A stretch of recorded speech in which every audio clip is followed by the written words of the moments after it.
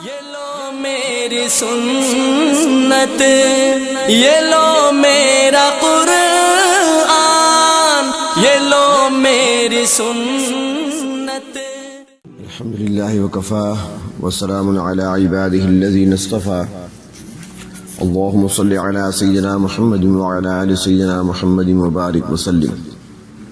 جناب نبی کریم صلی اللہ علیہ وسلم کے مرغوب اور پسندیدہ کھانے بیان کیے جاتے ہیں۔ بخاری شریف جلد 2 میں ہے، حضرت عائشہ رضی اللہ تعالی عنہ فرماتی ہیں کہ جناب نبی کریم صلی اللہ علیہ وسلم کو میٹھا اور شہد پسند تھا۔ حلوے سے مراد ہر میٹھی چیز ہے، لیکن کچھ لوگوں نے اسے متعارف حلوہ ہی مراد لیا ہے جو آج کل بنایا جاتا ہے۔ یہ بھی آتا ہے روایات میں کہ سب سے پہلے حلوہ حضرت عثمان رضی اللہ تعالی عنہ نے بنوا کر جناب نبی اکرم صلی اللہ علیہ وسلم کی خدمت میں پیش کیا تھا اور آپ صلی اللہ علیہ وسلم نے اسے پسند فرمایا تھا۔ یہ حلوہ آٹے اور گھی سے بنایا گیا تھا۔ حضرت ابو ہریرہ رضی اللہ تعالیٰ عنہ سے روایت ہے کہ جناب نبی اکرم صلی اللہ علیہ وسلم نے ارشاد فرمایا، جب تمہارے پاس کوئی مٹھائی لے کر آئے تو اسے کھا لو، واپس نہ کرو۔ اسی طرح کوئی خوشبو پیش کرے تو اسے سونگھ لو۔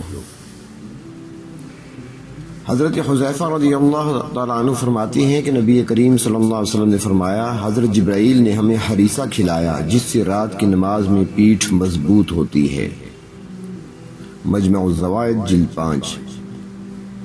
سیرت خیر العباد میں ہے، حضرت اسعد بن زرارہ رضی اللہ تعالیٰ عنہ سے روایت ہے کہ نبی اکرم صلی اللہ علیہ وسلم کے لیے کسی رات ہریسہ بنا دیتے۔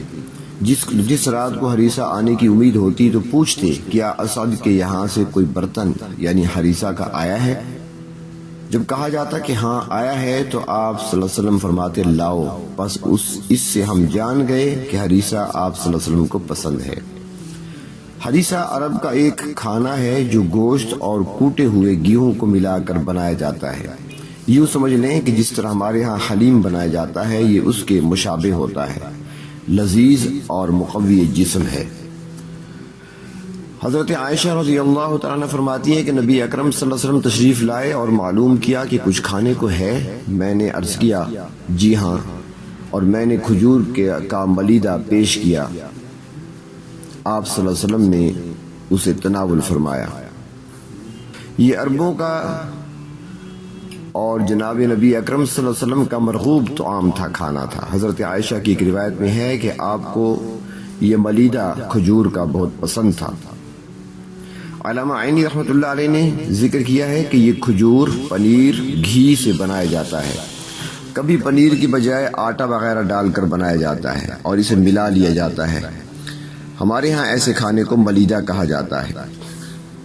بخاری شریف جلد 2 میں ہے، حضرت عتبہ بن مالک رضی اللہ تعالیٰ عنہ فرماتے ہیں کہ میں نبی اکرم صلی اللہ علیہ وسلم کے پاس آیا اور عرض کیا، میری آنکھ میں تکلیف ہے، آنسو گرتے رہتے ہیں، پانی گرتا رہتا ہے، مجھے مسجد میں آنا مشکل ہو جاتا ہے، اگر مناسب سمجھیں تو آپ صلی اللہ علیہ وسلم تشریف لے آئیں، میرے گھر کسی جگہ نماز پڑھ دیں، اسی کو میں نماز کی جگہ بنا لوں گا اور نماز پڑھوں گا۔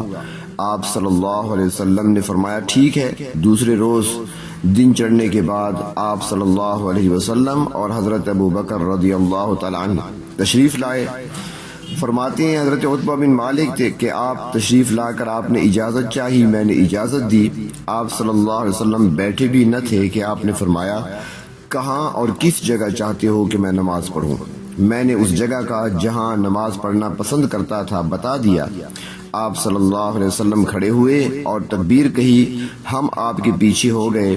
آپ نے 2 رکعت نماز پڑھائی اور پھر ہم نے جو کھانے کے لیے بنایا تھا وہ آپ کے سامنے پیش کر دیا اور آپ کو کھانے کے لیے روک لیا۔ علامہ عینی رحمۃ اللہ علیہ نے اس حدیث پاک سے بہت سے فوائد نکالے ہیں، جن میں سے کچھ یہ بھی ہیں۔ فرماتی ہیں کہ گھر میں کسی جگہ کو نماز کے لیے خاص کر لینا، یہ اس سے ثابت ہوتا ہے۔ برکت کے لیے کسی صالح اور نیک آدمی سے نماز پڑھوانا اور اس جگہ سے پھر تبرک حاصل کرنا، یہ اس سے ثابت ہوا۔ اور اس سے یہ بھی ثابت ہوا کہ بڑوں اور بزرگوں کو برکت کے لیے گھر بلایا جائے، اور بڑوں کو ایسی بات کا قبول کر لینا چاہیے، یعنی کسی کو دعوت دی گئی ہے تو اسے چاہیے کہ وہ قبول کر لے۔ اور اس سے یہ بھی ثابت ہوا کہ محلہ یا گھر میں کوئی نیک اور صالح بزرگ آئیں تو دوسرے لوگوں کا وہاں جانا اور صحبت اور برکت حاصل کرنا اور زیارت اور ملاقات کرنا۔ اس سے یہ بھی ثابت ہوا کہ جو گھر کا مالک ہے، کسی نیک یا صالح آدمی کی گھر آمد پر ان سے نماز پڑھنے کی درخواست کرنا۔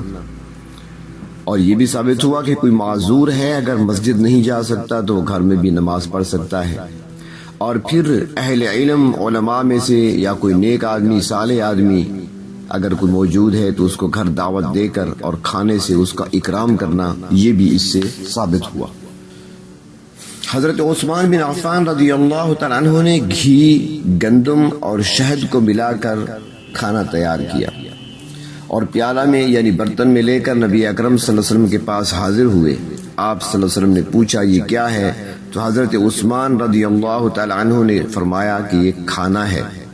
اے اللہ کے رسول، جسے عجمی لوگ شہد، گندم اور گھی ملا کر بناتے ہیں، آپ نے اسے تناول فرمایا۔ طبرانی میں حدیث ہے کہ حضرت عبداللہ بن سلام رضی اللہ تعالیٰ عنہ فرماتی ہیں کہ جناب نبی اکرم صلی اللہ علیہ وسلم کھجور خشک کرنے کی جگہ تشریف لائے تو حضرت عثمان بن عفان رضی اللہ تعالیٰ عنہ کو دیکھا ایک اونٹنی کو کھینچے لے جا رہے ہیں جس پر میدا، گھی اور شہد تھا۔ آپ صلی اللہ علیہ وسلم نے ان سے کہا کہ روکو، چنانچہ روک لیا۔ آپ نے برکت کی دعا دی، پھر ہانڈی منگوائی، آگ پر چڑھا دی گئی، اس میں گھی، شہد، آٹا ڈال دیا گیا، پھر چولہا جلانے کا حکم دیا یہاں تک کہ پک گیا یا پکنے کے قریب ہوا تو اتار دیا گیا۔ رسول اللہ صلی اللہ علیہ وسلم نے فرمایا کہ کھاؤ، پھر آپ نے اس سے تناول فرمایا، پھر فرمایا کہ یہ وہ کھانا ہے جو اہل فارس کے ہاں تیار ہوتا ہے، یعنی آٹے یا میدے کا حلوہ کہلاتا ہے۔ کبھی اس میں کھجور بھی ڈالا جاتا ہے۔ اس زمانے میں چینی کا وجود نہیں تھا اور اس کی جگہ لوگ عموماً شہد ڈالا کرتے تھے میٹھا کرنے کے لیے۔ یہ حلوے ہی کی ایک قسم ہے۔ بخاری شریف جلد 2 میں ہے، حضرت سوید بن نعمان رضی اللہ تعالیٰ عنہ سے منقول ہے کہ ہم لوگ آپ صلی اللہ علیہ وسلم کے ساتھ خیبر کی جانب نکلے، یہاں تک کہ ہم مقام صحابہ میں یا روحہ کے قریب پہنچے تو آپ صلی اللہ علیہ وسلم نے توشہ سفر مانگا تو سوائے ستو کے کچھ نہ لایا گیا۔ آپ صلی اللہ علیہ وسلم نے اسے کھایا، ہم نے بھی آپ صلی اللہ علیہ وسلم کے پاس اسے کھایا، پھر آپ نے کلی کی، پھر مغرب کی نماز پڑھی، ہم نے بھی آپ صلی اللہ علیہ وسلم کے ساتھ نماز پڑھی اور وضو نہیں کیا۔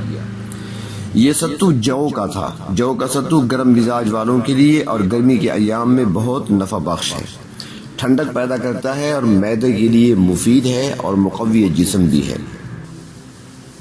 حضرت جابر رضی اللہ تعالیٰ فرماتی ہیں کہ نبی اکرم صلی اللہ علیہ وسلم کے لیے ہم نے مٹی کے برتن میں دشیشہ بنایا، آپ صلی اللہ علیہ وسلم نے اسے تناول فرمایا۔ دشیشہ اور حشیشہ ایک کھانے کا نام ہے جو آٹے، گوشت اور کھجور کو ملا کر پکایا جاتا ہے۔ مسالہ دار کھانے بھی آپ نے استعمال فرمائے ہیں۔ شمائل ترمذی میں ہے، حضرت سلمہ رضی اللہ تعالیٰ فرماتی ہیں کہ حضرت حسن اور حضرت عبداللہ ابن عباس اور عبداللہ بن جعفر رضی اللہ تعالیٰ عنہم ان کے پاس تشریف لے گئے اور یہ فرمایا کہ حضور اکرم صلی اللہ علیہ وسلم کو جو کھانا پسند تھا اور اس کو رغبت سے تناول فرماتے تھے وہ ہمیں پکا کر کھلاؤ۔ حضرت سلمہ رضی اللہ تعالیٰ عنہ نے کہا پیارے بچوں، اب وہ کھانا پسند نہیں آئے گا، وہ تنگی میں پسند ہوتا ہے۔ ان لوگوں نے کہا کہ نہیں، ضرور پسند آئے گا۔ وہ اٹھیں اور تشریف لے گئیں اور ہانڈی کو آگ پر رکھا اور اس میں ذرا سا زیتون کا تیل ڈالا اور کچھ مرچیں، کچھ زیرہ وغیرہ مسالہ پیس کر ڈالا اور پکا کر کہا کہ حضور اکرم صلی اللہ علیہ وسلم کو یہ پسند تھا۔ تو اس سے معلوم ہوا کہ مسالہ دار کھانا آپ صلی اللہ علیہ وسلم کو مرغوب تھا۔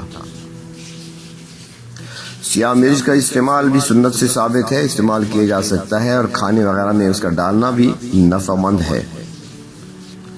البتہ لال مرچ کا استعمال آپ صلی اللہ علیہ وسلم کے زمانے میں نہ تھا اور نہ ہی اہل عرب اس کو پسند کرتے تھے۔